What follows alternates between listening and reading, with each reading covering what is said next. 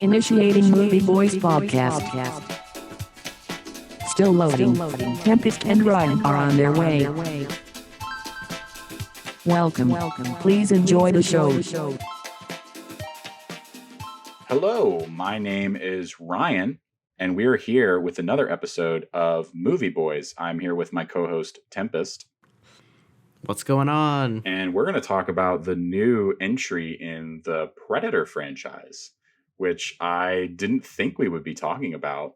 When I first saw the poster for it, I was like, oh God, there's some kind of straight to DVD Predator, essentially what it seemed like a straight to DVD like Predator movie. And I was like, oh geez, not going to avoid this one. But it was getting a lot of good reviews. A lot of people were talking about it really positively, and it looked kind of interesting. So we decided to check it out. The plot is Naru, a skilled warrior, fights to protect her tribe against one of the first ever highly evolved predators to land on the earth, despite the fact that her tribe doesn't really believe that she can be a hunter like the other people in her tribe. First off, what do you think of the Predator movies in general? Have you seen most of them? I've only seen the first one, which is probably still the best one. I really love the first Predator movie. I mean, that's such a classic Arnold action movie, and I think that it still holds up to this day. I feel like they've really never been able to replicate that magic with the sequels. And yeah, I didn't see the one that took place in the city, but I did see the weird Adrian Brody one. I don't know. They've done a lot of iterations of it over the years, and I feel like there have almost been like more Alien versus Predator movies than regular Predator movies. And those are also kind of just okay, in my opinion. I feel like they haven't really captured the magic of the original, I think, until this one. I really, really like. I don't know if I like this as much as the first one, but I really, really enjoyed it. I guess, what do you think of the first Predator movie? Like, why did you like it so much? Like, we just talked about Rocky in the last episode, but like, I feel like this Predator movie is just kind of like the best of 80s over the top cheese. Yeah. Like, it's just a bunch of like ripped men slamming their muscles together in the jungle, like killing alien. Like, how could you not like it? Well, I mean, like, someone might not like it, but I don't know. I just feel like it just works for what it is. Like, it's would you consider it to be a genre film? I think so. Yeah. It definitely feels like a product of its time, and it's just so fun. And Schwarzenegger is just so goddamn charismatic that I think they've really struggled to find like a gimmick or something different that they can do with this franchise that makes it as interesting as the first one. But I don't know. I think they pulled it off with this one, and I think a lot of reboots should look to this movie for how to bring something back and make it seem fresh. And I think the fact that it is all like indigenous people, and it does take place so far in the past, I think having all the protagonists and the main characters seemingly being at such a disadvantage made it that much more entertaining, because it made me fear for them a lot more, because they're fighting, just seeing like the fact that they're using like spears and hatchets fighting against this like technologically advanced like alien from another planet just made it that much more intense for me. And I felt like I enjoyed the main character Naru's. It's a simple story, like it's not very complicated, but the first one is the same. The first one is the same. It's not very complicated either, but I think she had even more of an arc than Schwarzenegger's character did, and I liked even as simple as it was. I found it to be effective, and I enjoyed seeing her journey from her tribe not really trusting her to them like learning to gain trust in her, and the fact that she's able to learn from all these different experiences she's had and fails a lot. Like, she really is fucking up for so much of this movie until she's able to get it right and pull it together at the end. And that's what I think that I enjoyed the most. I mean, I always enjoy a protagonist that just has to go through a lot of like horrible, like difficult shit before they're able to succeed. And going into this movie, I guess that was maybe my fear, is that from the beginning, she was just, because I think a lot of Marvel movies do this thing. I feel like we can't go a single review without me mentioning Marvel movies, but I feel like a lot of Marvel movies do this thing where no matter what, their characters are just they're just badasses from the beginning, and they're just cool. Perfect. And I think, again, that's what I loved about this, and that's why I was a little worried that they would try to do a Marvel type of thing. But by having her struggle and have a lot of obstacles in her way that she needed to overcome to succeed, I always find that way more compelling. So when you suggested this, I was not. At first, I was like, I don't give a shit about this movie, and like the only reason why I agreed to like watch it and review it was because I found out that it has pretty much like a primarily indigenous cast, and how a lot of people were saying it's actually a good example of indigenous representation. And I'm I think I've mentioned this on Twitter before, but like I'm actually I'm mixed race. Like a good chunk of my family is indigenous, and yeah, so I don't know. It is kind of special for me when you see like a movie that has indigenous people and it's not full of a whole bunch of like the noble savage or like, you know, bullshit tropes that you see in a lot of other movies. I don't really know anything about like the Comanche as far as like customs and like specific lore associated like storytelling like throughout the Comanche, you know what I mean? Like, because whenever you like say like especially like in North America, like if you're part of like an indigenous group, it's like as varied and as different as if like you're comparing like European countries like England versus like Albania. Like there's a lot of differences. Anyway, I really enjoyed the film. I thought the things that I didn't like about it are very small and nitpicky. I don't understand why this was direct to Hulu. I thought this probably would have. Oh yeah. I thought this would have done fine in theaters. I don't remember exactly what the details were, but I think it was a distribution rights issue, because I totally agree. I was like, afterwards, I was like, I would have loved to see this in a theater. Oh yeah. I know that not everyone feels the same way about movie theaters, but I fucking would have loved to see this in a theater with an audience. Like, I think it would have been so much more exciting. Like, there are so many little moments that I would have loved to see with a crowd, and I think people would have gotten into it, and it deserved it. Maybe it'll get a release later on. Do you think that'll happen, or do you think it's like not going to happen? It's hard to say. I know that sometimes when a movie leaves theaters, they'll give it another re-release. Like they recently put Top Gun Maverick back out in theaters again, just because it was doing so well, and they were like, we'll do another special re-release. But a movie that hasn't gone to theaters at all, it is kind of hard to say. One of the things I liked most with this film, and like some people are being really fucking stupid about this and being like, oh, it's so woke because it's a girl and she's kicking ass, and a bunch of like big buff men in the jungle couldn't do it in the original. How come she can do it? And it's like, they don't really. I mean, obviously, she's supposed to be like a woman, but they don't really talk about that much in the film. Like, they aren't like, you need to stay at home and like because you're a girl. Like, that's never mentioned. It's kind of more like, I mean, it's like subtly implied, but it's never like overtly said. And I don't know, I also appreciate how like when she's arguing with like, what is it, her brothers and like her brother and like the other group of guys, and the one guy just starts like beating the shit out of each other and they're fighting.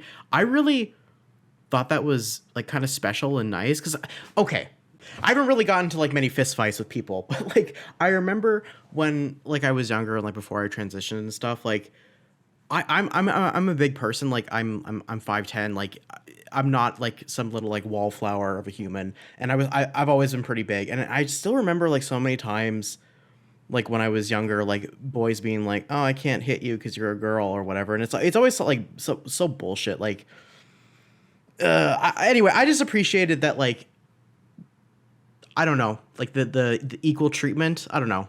I don't know how you feel about that. No. I completely agree, and I feel like I think this movie has some, and I haven't seen the original in a while, but I think it genuinely has some advantages over the original. And I think that they really give you, they really help you to understand why she was able to defeat the Predator. I think even more so than in the original and with Schwarzenegger. I like that they kind of established that because she's not necessarily seen as much of a threat, and they that she is able to kind of surprise the predator. Yeah. And they kind of show it, and it's really clever and it's really subtle, but they really do show it throughout the movie. Like they have this early on scene where a snake is going after its prey, and it decides to the predator decides to go after the snake, but not necessarily the prey that the snake is going after. And there's a lot of little moments like that, and a lot of little like foreshadowing moments like that.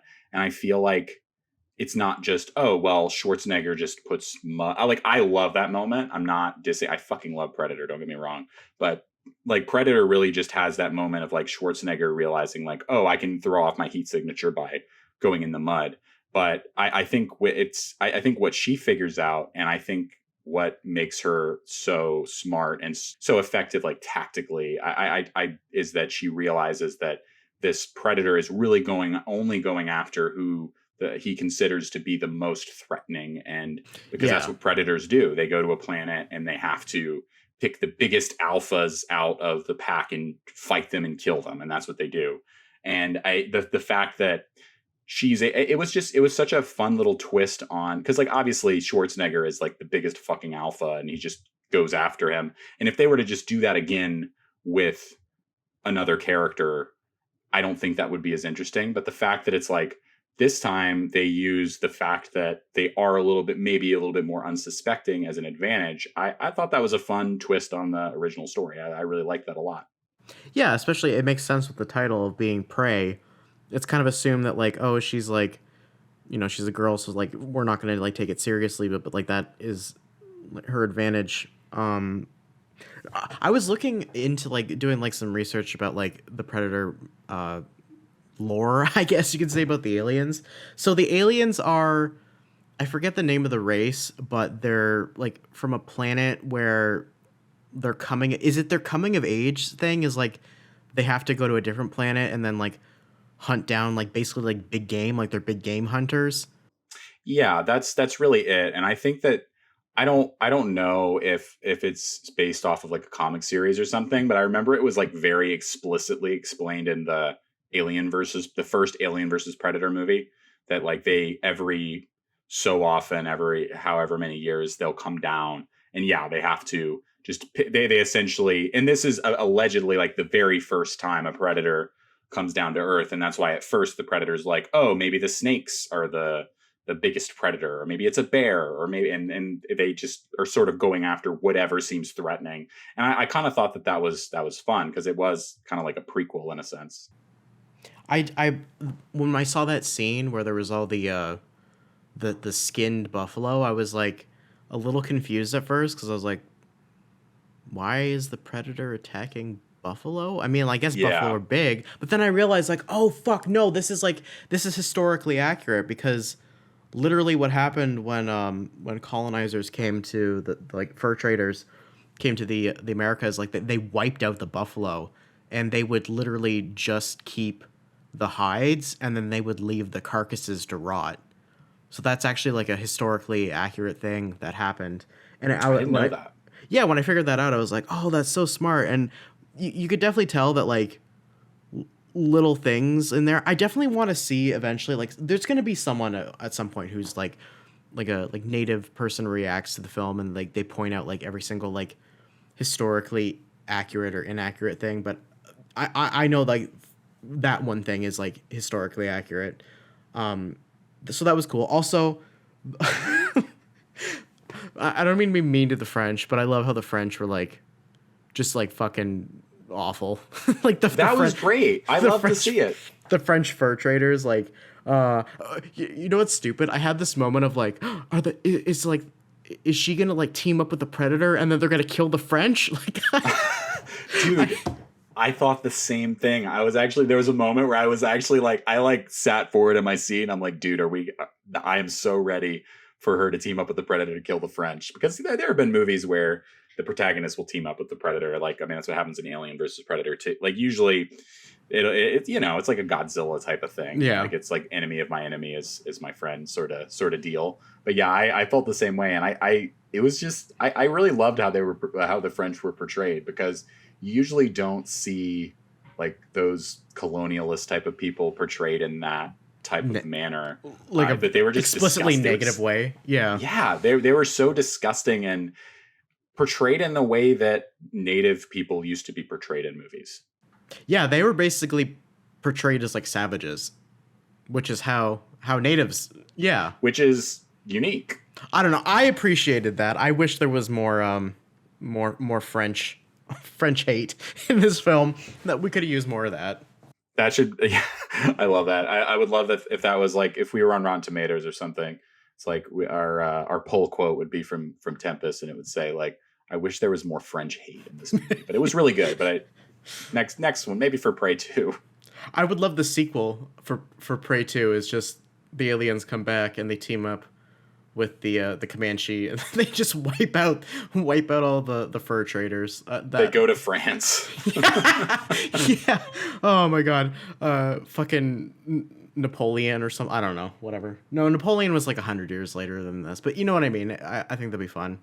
I think I forget who it was, but someone pointed out how like an interesting twist for the series going forward would be if they just like fucking redid the exact same plot where it's like a predator coming down during like a different point in history and then those people in that historical setting have to kill the predator with the technology that they have available to them. Dude, I'm glad you brought this up. I think I saw a tweet that said something similar to that, and I was gonna bring that up too. It's funny that you brought it up. Yeah, I think it's a great formula, and not enough franchises do that. But it added enough of it felt different enough than the original because of the setting change and how different the characters were, that it really worked. And I think that like genuinely like what if a predator lands in feudal Japan and like a samurai has to fucking face against the predator? Like, I don't know, like any like straight up, like you could do so many like interesting things with that, with just like literally just taking a predator or whatever and putting, or I don't remember what you said the name of the races, the alien races, but like putting them in a different setting. Like it really worked for this, and I think it could work for anything. But it really made me realize. Also, this movie made me realize how few movies in general I've seen with indigenous people. Oh yeah. Period. And I turned to Michelle when I was watching it, and I was just like, when's the last movie or show that you've seen with like in any indigenous cast, period? And I really don't know. Like I can't, and that could be because I haven't like sought out that stuff as much, but I don't know. I can't think of the last time I've seen a movie this big with any like indigenous people at all, you know? Yeah, it doesn't really happen very often. Yeah. If it does, it's like indigenous people are usually like the back dressing or like the side characters, like, you know, things like Dances with Wolves, Last of the Mohicans, like stuff like that. I don't know. I fucking like want more shit like this because I think it'd be really cool. There isn't too many like indigenous like actors too in general. Like I think probably the most famous indigenous actor, and I don't even think a lot of people think about him as being indigenous, but he is. But it's Jason Momoa. Oh right. I honestly, I hadn't really thought of him in that way either, to be completely honest. Yeah, I mean he's like a indigenous Hawaiian, and then I was looking this up too. Apparently Danny Trejo is also indigenous as well. I didn't recognize that, but I guess a lot of Mexican actors would have like they would either be like indigenous or like have indigenous roots. I don't know. I'm just excited. I was pleasantly like not like surprised, but like I was just happy. I was just happy that like it wasn't bad, and that I was happy that like a lot of indigenous people got to be cast in this. I was happy that like I've heard from a lot of other people saying that like it's good representation, like it wasn't like a bunch of like appropriative like bullshit for the film. Like I can't really speak too well to like accuracies, basically because, you know, I'm not part of the Comanche, but I don't know, I just thought it was cool. I don't really have too much else to say other than that. I mean, it's a pretty simple story. It's a pretty short movie. Oh, the CGI for some of the animals is kind of bad. That's honestly would be my only criticism too. I think it worked best when it was at night, obviously. But yeah, you know, but again, like I think we said this on the Nope review as well, but it is better than them actually working with like real animals, which obviously in this case, I don't know how the fuck they would do that. It's probably impossible, but I agree. Yeah. Like I think that when they were working with, when the animals were attacking them or they were fighting against them at night, it actually looked pretty fucking good. But during the day, it's really difficult, especially with like presumably like a mid-budget, like straight to Hulu movie. Like I feel like if I'm engaged in the story enough, I can forgive whatever. But I do agree, like there were points where it was like, okay, that doesn't look like the best.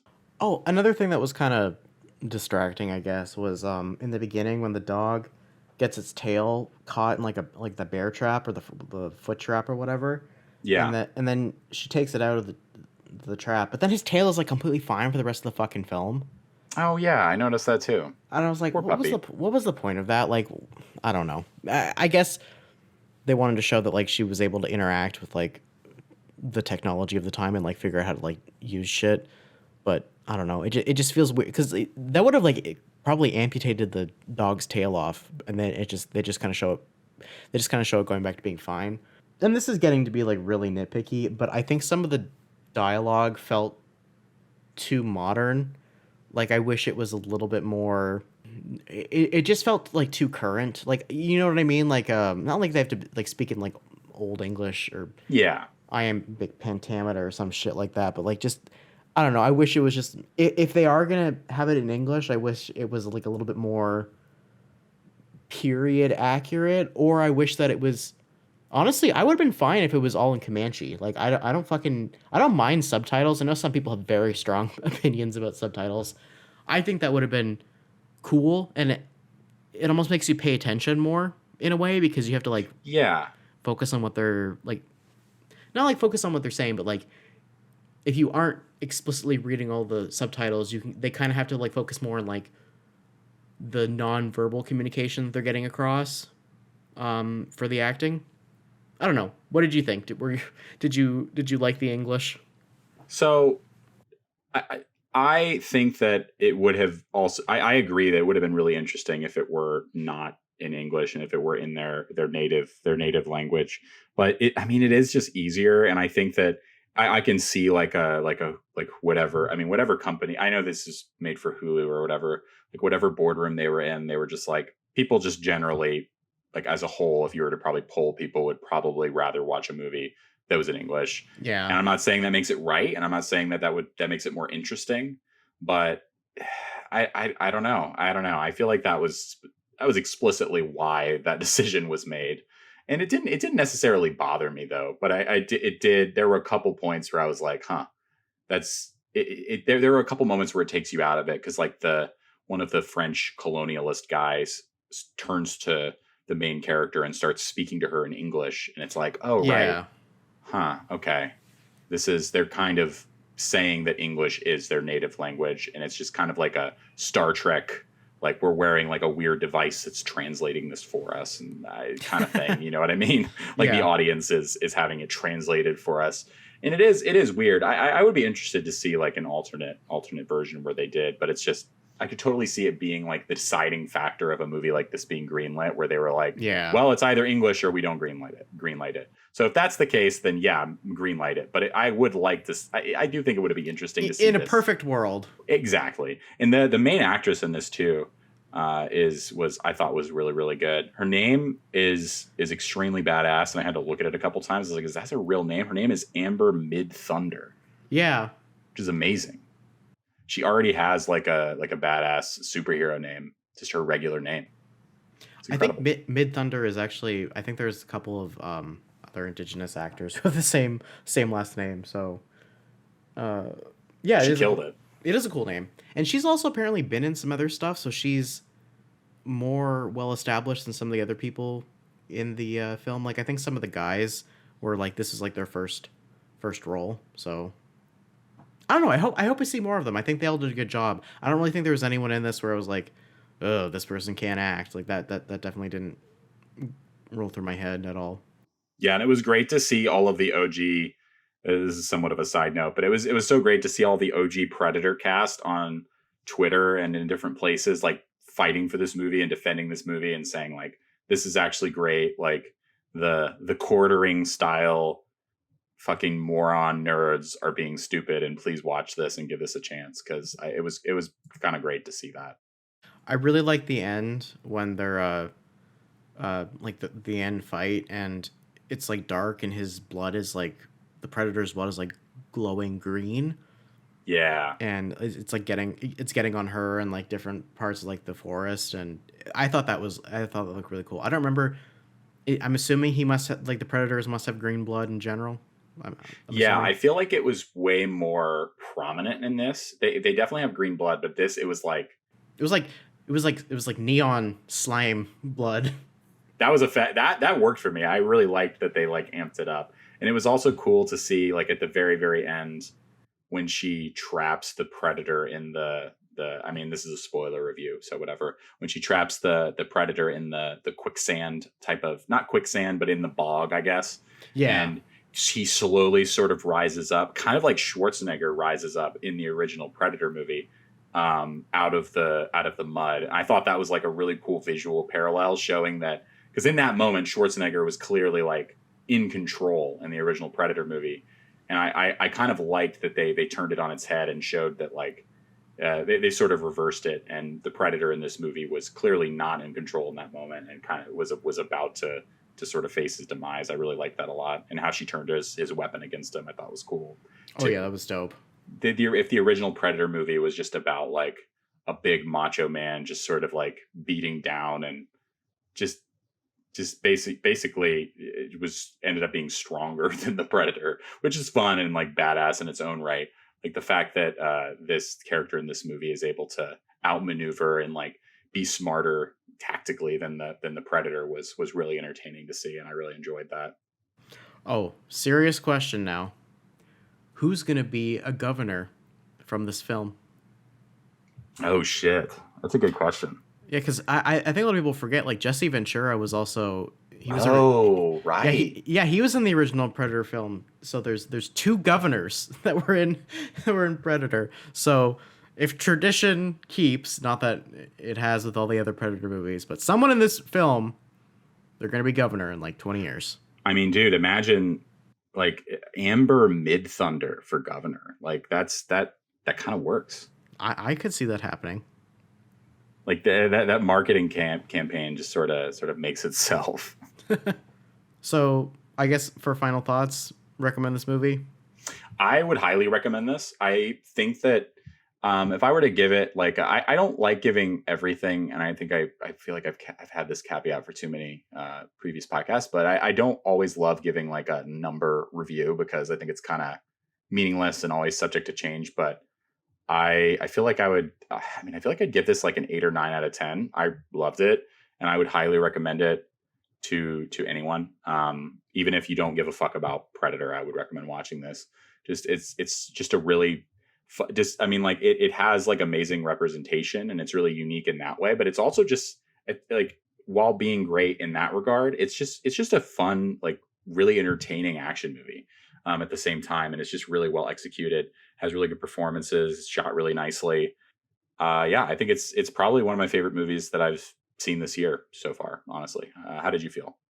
Oh yeah, same. I would say, like, for me personally, I think I'm a bit more like biased and excited to the fact that, like, as someone who like has like indigenous roots and has indigenous family, like, it's just nice seeing a movie that isn't dog shit when it comes to indigenous people. So I'm like a little bit excited about the movie just purely for that. But if I'm like ignoring that, I would say, like, for me it's like a good solid film. Like, I would give it like a B kind of rating. Like, it's not like the most amazing film ever, but like it's a good, out of everything that's come out this year that I've seen, it's up there with the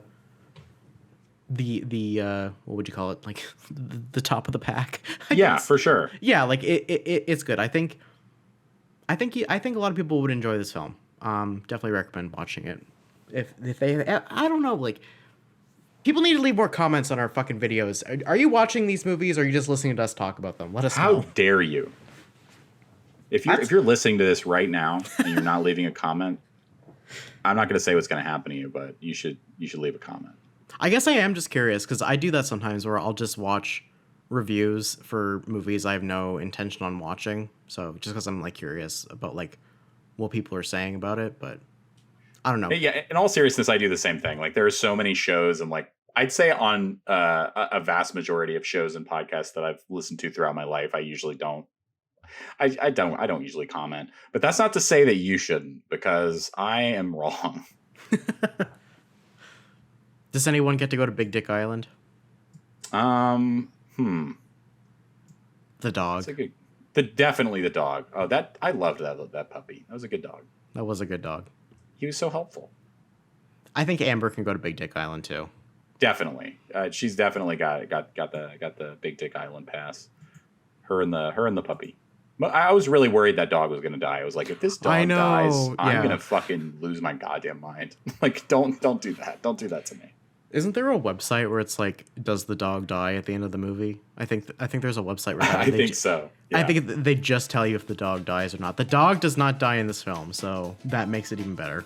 That's that's the only review that you really need. Is they should put that on the poster. The dog lives. The dog survives, and that's all that matters. Just the alternative posters is just a close up of the dog.